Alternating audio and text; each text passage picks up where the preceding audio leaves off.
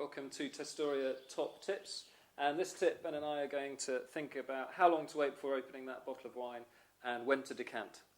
So if you've got a wine that's full of tannin, alcohol, acidity and fruit, it's a good job to lay it down for a few years, but if you haven't got the patience, then decanting is a good option because that aerates the wine a lot, gets a lot of oxygen going in and out, and can really open up some of those harsh components of the wine.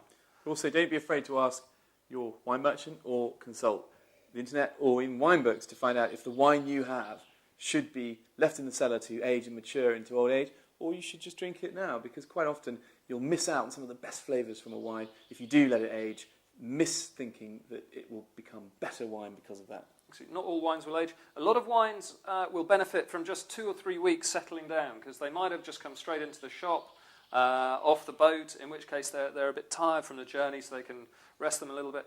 And actually a lot of wines, even young wines designed for drinking young, can benefit from decanting as well. It just opens up the flavours and makes them more approachable and accessible. But also for a young wine, don't be too afraid of just pouring in the wine into the decanter quite hard, because it probably won't have any sediment, and what you're actually trying to do is aerate the wine, whereas with an old, venerable wine, especially a red wine, it will probably have a deposit, and you'll need to pour that very gently because you're decanting it not to aerate it necessarily, but to make sure that none of the sediment becomes part of your drinking experience.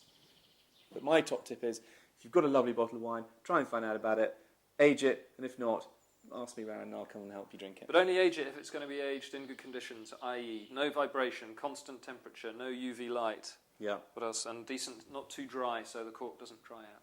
So if you're going to age it, make sure it's aged in good conditions, so either in a cellar or in a one of the special wine fridges that are out there. Yeah. This is very nice. What is it? It's made, just canty. Certainly good.